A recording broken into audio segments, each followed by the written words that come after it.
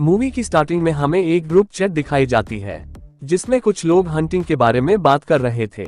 इसके बाद scene change होकर एक सीक्रेट लोकेशन पर जाता है जहां हम कुछ लोगों को देखते हैं। ये लोग असल में हंटर ग्रुप यानी कि अथेना के ग्रुप के लिए काम करते थे। जहां एक आदमी आता है जो कि काफी डरा हुआ था। वो सभी से पूछने लगता है कि वो आखिर कहाँ है और ये सब क्या चल रहा है। बातों ही बातों में दूसरा आदमी उसे गिराकर उसके गले में पेन घुसा देता है, पर वो आदमी नहीं मरता और उनसे हाथापाई करने लगता है। जहां शोर सुनकर वहां खुद इन सब की हेड अथेना आ जाती है और अपनी सैंडल की हील उसके आंख में घुसा देती है और उसे मार देती है, जिससे मौके पर ही उसकी मौत हो जाती है। फिर वहां से सीन चेंज होकर हमें एक लड़की दिखाई जाती है जिसकी आंख खुलने पर वो खुद को एक अनजान जंगल में पाती है। उसके मुंह को बेल्ट से बांधा गया था।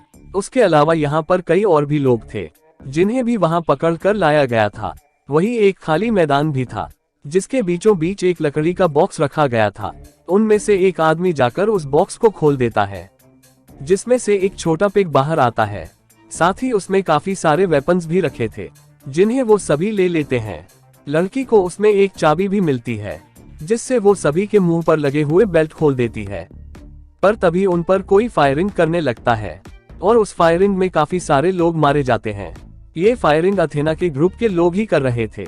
वो लोग इधर उधर भागने लगते हैं पर वहां हर तरफ ट्रैप लगे हुए थे जिसमें यह लड़की गिर जाती है और काफी जख्मी भी हो जाती है, जिसे ये लड़का बचाकर बाहर निकाल लेता है। पर गलती से उसका पैर एक लैंडमाइन पर चला जाता है और वो भी मारा जाता है।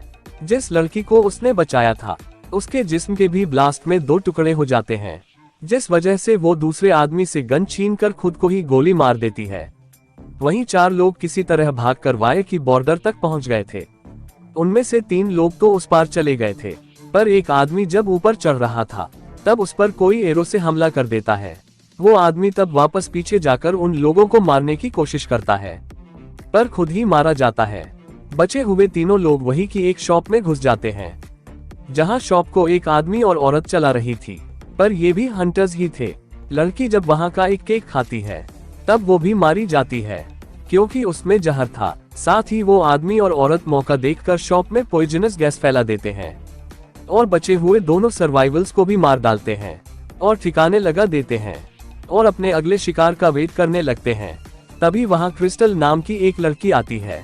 वो उनसे उस जगह का नाम पूछती है और शॉप से सिगरेट खरीदती है, पर जब शॉपकीपर उसे वापस चेंज देते हैं तब उसे उन पर शक हो जाता है कि ये भी हंटर ही है और वो अपनी गन से उन दोनों का भेजा खोल देती है। जब वो बाहर खड़े ट्रक की नंबर प्लेट को खींचकर देखती है तब उस नंबर प्लेट के पीछे उसे एक और नंबर प्लेट लगी मिलती है। तब उसे पता चलता है कि वो किसी अनजान जगह पर है और कार में उसे एक वायर भी लगा मिलता है जो कि एक बम से कनेक्ट था। थोड़ी देर बाद एक और सर्वाइवल गैरी नाम का आदमी वहां पर आता है जिसे क्रिस्टल बताती है कि ट्रक में बॉम्ब लगा है और वह दोनों बाजू में बनी हुई रेलवे ट्रैक के बाजू से चलने लगते हैं। तभी उस ट्रैक से ट्रेन गुजरती है जिसमें वो दोनों चढ़ जाते हैं। गैरी को ट्रेन में बैठे रिफ्यूजीज भी हंटर्स लग रहे थे जिन्हें वो मारने वाला था, पर क्रिस्टल उन्हें मारने से उसे रोक लेती है। कुछ दूरी पर उनकी ट्रेन को मिलिट्री वाले रोक देते हैं और सभी को अरेस्ट कर लेते हैं। जहां गैरी के पास आकर एक आदमी बताता है कि मैं भी हंटर ही हूँ और सभी हंटर्स तुम्हें ढूंढकर कुत्ते की मौत मार ही देंगे। उसकी ऐसी बातें सुनकर गैरी की सटक जाती है और वो एक ग्रेनेड लेकर उसी आदमी की पैंट में डाल देता है और उसका भी राम नाम सत्य हो जाता है। जिसके बाद वो सोल्जर्स क्रिस्टल और गैरी को एक कैंप में ले जाते हैं जहां उसकी मुलाकात एक आदमी से होती है जो भी किसी तरह से हंटर्स से बच गया था। वहां कैंप में एक आदमी आकर उन दोनों को साथ ले जाता है। वो कार में हंटर्स की काफी तारीफ कर रहा था जिससे क्रिस्टल की सटक जाती है और वो उसे भी मार डालती है।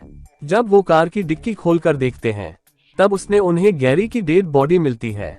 ये जानकर कि वो हंटर्स से छुप नहीं सकते, अब वो भागना नहीं चाहते थे बल्कि वो शिकारियों का ही शिकार करने का ठान लेते हैं। जहां उसी ग्राउंड में दिखाया जाता है कि एक सीक्रेट हिडन रूम बना हुआ था जहां से ये हंटर्स सभी लोगों को मार रहे थे। तभी क्रिस्टल उसी छोटे पिग को उनके रूम में घुसा देती है और उनका ध्यान भटका कर अकेले ही एक एक करके सभी का गेम बजाने लगती है। और लास्ट में क्रिस्टल एक हंटर को पकड़कर इस सब के पीछे के मास्टरमाइंड के बारे में यानी कि अथेना के बारे में जान जाती है और उसकी लोकेशन भी पता कर लेती है, जहां हम देखते हैं कि क्रिस्टल के साथ वाला आदमी भी अथेना से मिला था, जिसे भी मौका देखकर क्रिस्टल मार डालती है और अथेना की लोकेशन पर निकल पड़ती है। इसके बाद हमें 1 साल पहले का सीन दिखाया जाता है, जहां से इस सब की शुरुआत हुई थी। असल में अथेना और उसके कुछ साथी जस्ट मजाक मस्ती के लिए हंटिंग की चैट कर रहे थे, पर कुछ लोगों ने उनकी इसी चैट को लिख कर दिया था, जिससे उनका सब कुछ खत्म हो गया और उनकी जॉब्स तक चली गई थी। इसी का बदला लेने के लिए उन्होंने उन 11 चैट लिख करने वाले लोगों को हंट करने का प्लान बनाया और अथेना ने इसे सच कर दिया।